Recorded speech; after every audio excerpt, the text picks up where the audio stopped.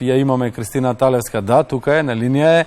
Кристина Талевска Големтеова, ќе зборуваме за уште една благородна тема, тоа се домашните миленици или грижата за најдобрите пријатели во летниот период. Со кого, ако не со Војо Иванов, нашиот поранешен колега и вечен колега, Кристина е ова утро на линк. Кики, добро утро и повелете со вашите минути. Добро утро, Бранко, до тебе, до гледачите на Македонија наутро. Спомена и ти тема која што е интересна за сите оние кои што имаат домашни миленици со Воја Иванов. Бранко те најави на самиот почеток, кажа еднаш колега, секогаш колега, па и така те третираме. Воја, добро утро, добре дојде во утринската програма. Се чини една од најубавите локации во градот Утрово. Благодарни сме што немаме 40 целзиусови степени за почеток на денот. Добро утро и за Бранко, и за гледачите, и за вас, и за екипата, и за сите они веројатно што останаа во Скопје и што еве работат како и дувалките во паркот на овие високи температури. Да, веројатно луѓето што останаа и што функционираат на вакви високи температури, ние поготово како луѓето од зоолошката градина, како знаеме како се функционира да работиш на отворено и на вакви температури променливо време.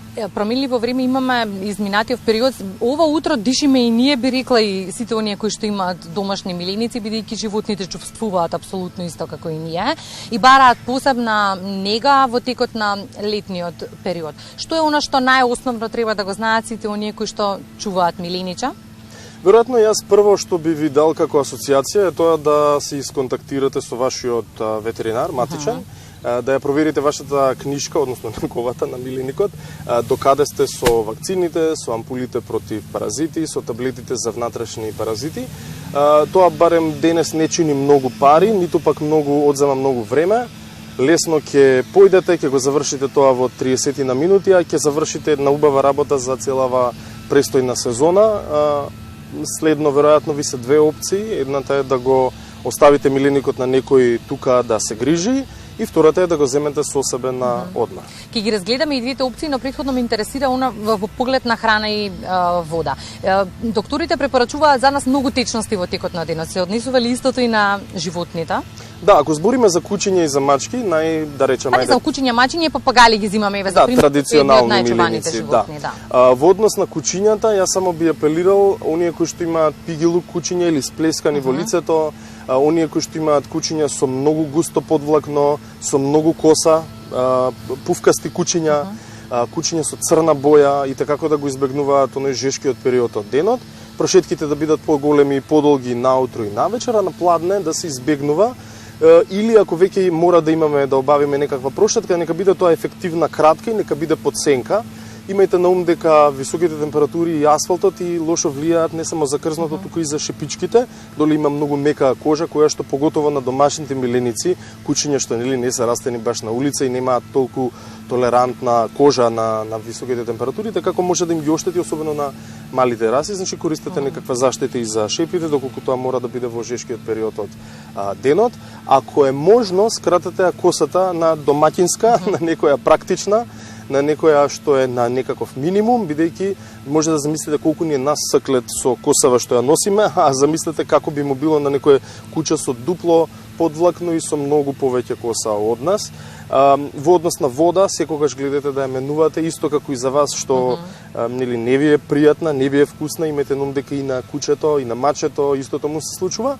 Во однос на храната, јас би апелирал да тоа биде некоја мала количина или намалена количина, кај што купувате обично во продавниците за миленици или ветеринарите, консултирајте се за да не биде тоа храна со високи масти. Многу често, да не навлезам во ветеринарната зона, но многу често се јавува хотспот, се велат тие како едни точки, како акни кај нас, тоа може да се случи кај животните, особено кај кучињата кои што се големи, како што реков, длакави, како флеки, како точки по телото, кои што може да бидат помалку и влажни, лигави, кои што асоцираат повторно на проблеми или на малку помрсна храна. Ама како што реков, консултирајте се со ветеринарот по тоа прашање.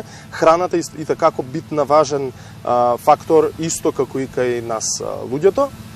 А во однос на капењето? Во однос на капењето избегнувајте исто така да е во жешкиот период на денот, да е тоа нагло и драстично, не е толку неопходно, искрено голем дел од животните живеат со нас во домашни услови, под клима и мислам дека таквото разгладување и толку не е неопходно, но секако дека постојат раси кои што се склони на бањање, капење, паркот е идеално место за да излезете со вашиот лабрадор или сега постојат неколку популарни раси како лагото, како шпански ловец на вода. Тоа се кучиња што баш сакаат да се капат во водата.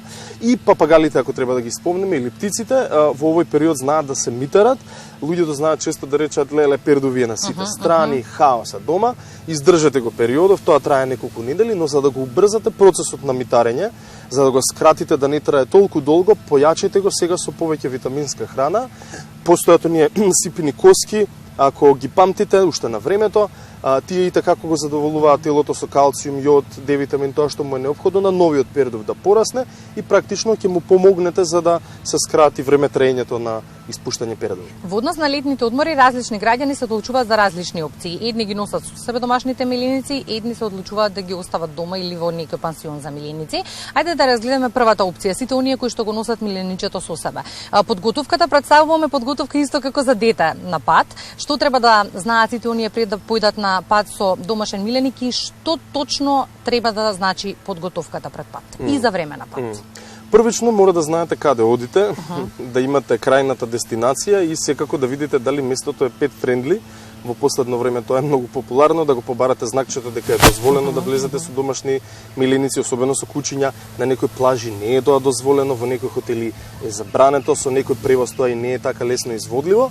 Тоа е првиот, веројатно, чекор. Вториот е да ги проверите регулативите на таа земја каде одите, дали ќе примат земја која не е во Европска унија, како Македонија, и кучиња секако животни од истата, дали е признаена нашата ветеринарна книшка, и потоа, веројатно како втор чекор, е повторно да го видите ветеринарот, за да евентуално ги задоволите сите оние други работи, да си земете некоја прва помош, некоја мало пакетче за алергии, за убот од бубачки, буквално, исто како и за деца, исто како и за луѓе, истото ќе биде и за кучињата. Имајте на ум дека многу често знаат да страдаат од промена, исто како и ние. Вода, промена на храна, промена на место, стрес, и така придонесува за влошување на флората на стомакот. Значи, земете некој пробиотик, земете обавезно активен јаглен, кој што и така ќе биде добра превенција доколку се случи некакво труење или може би изал или лижнал нешто што не треба. И секако пробајте да се организирате со ветеринарот во случај на не дај Боже, да проверите дали ветеринарот ви има WhatsApp или Viber, како лесно би сконтактирале и од дистанца. Тоа се веројатно работи кои што во модерното општество мора да ги предвидите однапред, чисто за да не си го направите од одмор во хорор. А во однос на транспортот до дестинацијата, стрес ли е за животните транспортот? Зависи со каков транспорт се одвива нели патувањето. Доколку е традиционален и најчесто автомобил, тогаш гледате да секогаш имате прозор отворен. Постојат сега и мушами кои што ќе го заштитат и нели автомобилот, сето тоа знаат кучињата да се лигават малку повеќе, тоа значи дека губат и малку повеќе течност и вода, значи нудете им постојано во текот на патувањето. И доколку знаете дека имате лошо искуство со патување со вашето милениче, со кучето, тогаш дајте нешто како превенција доколку му се лоши по пат. Но повторно тоа ќе го консултирате со ветеринарот и веројатно ќе треба да направите почесто паузи. Доколку нели вам ви се оди во тоалет или на некој од фамилијата сигурно ќе ви најави, кучето во возбуда тоа не може да го прави, а трпи. Гледате паузите да ги правите кратки, но почесто во текот на патувањето. Доколку е со авион, тоа мора да биде синхронизирано со авиокомпанијата, ама да не навлегуваме таму, бидејќи не верувам дека на некој му се исплати за 10 дена одмор некаде да лета и да си го искомплицира патувањето. Во однос на оние миленици кои што ќе се остават дома, пансионите за миленици се одлично решение и добро што ги има изминативе години, и за тука не треба да се грижиме, бидејќи оние кои што ќе се грижат за животните апсолутно знаат како да го прават тоа, но дел од граѓаните се одлучуваат да ги остават милениците и дома на грижа на соседите, роднините. На што треба да ги подготват оние кои ќе ги чуваат животните и можат ли сите животни да бидат сами дома? Иако имаме доверба и си ги сакаме блиските, штом сме им оставиле клуч од нашиот дом, секако дека довербата е присутна, но перцепцијата што за мене е доволно храна, што за него е доволно прошетка, е релативна и не сакате, бидејќи од искуство ви кажувам, во лето знам да добијам повици од типот дали чувате куче, морам итно да го оставам и на прашањето кога јас ќе тргнам нели да се распрашувам колку е старо и слично, тие веќе немаат одговор за во одреден дел од разговорот да ми речат па мене ми го оставија, ама јас ова немам шанси да го правам, нели? Во очај ќе се јават. Муабетот ми е дека неколку дена претходно не е лошо да ги подготвите луѓето на оваа обврска, бидејќи е сепак сериозна одговорност. Доверувате член на фамилијата да ви го чува некој кој што ви исто така близок и не сакате нели да имате инциденти. 2-3 дена претходно темпирајте го и правете го тоа заеднички. Значи количината на храна, играњето, чисто и животното, односно кучето или мачето ќе се навикне на новиот привремен сопственик. Мачки се малку поедноставни под другото прашање, тие повеќе се врзуваат со просторот, со теренот, не сакаат некои промени, не сакаат нови мириси. Гледате само да ставите повеќе места со песок, бидејќи некогаш знаат да бидат иритирани од тоа дека се сами и да направат белја на повеќе точки. Оставете повеќе вода исто така низ просторот, без храна можат, верувајте, денови, иако од стрес некогаш знаат да ја избегнуваат, но вода и песок и така како ќе им треба. Сега постојат и други типови на домашни миленици, да речеме како аквариум, аквариумски риби, тука се желки, некои папагали, хрчаци, кои што пак се многу комплицирани да можете така лесно да ги транспортирате до некаде, пообично нели се остава клуч. Многу често знаат, поготово со аквариуми, луѓе да ја утнат работата и тогаш најчесто велат, ама гладни беа, нели, они се на површината и они сипаат храна, истураат. Значи, мој совет, подобро кога е аквариум во прашање, правете ги дозите во дневна доза. Значи, ако треба мали чашки со дозата, количината поделена во чашки за тие 10 дена, намалете количината на храна, ако треба на секој 2 дена оставете јадење подобро, отколку водата да ја загадите и потоа да ви умрат од загадена вода, а сигурно има да умрат од дефицит на храна. Пред да одите на одмор, сменете ја малку водата, 1/3 од водата фрлете, изчистете го филтерот, како би ја освежиле за следните 2 недели да сте раат. Ги подготвуваме редовно родителите секоја година за пат со деца, сега ги подготвивме и сопствениците на домашни милиници, таков е редот. Да.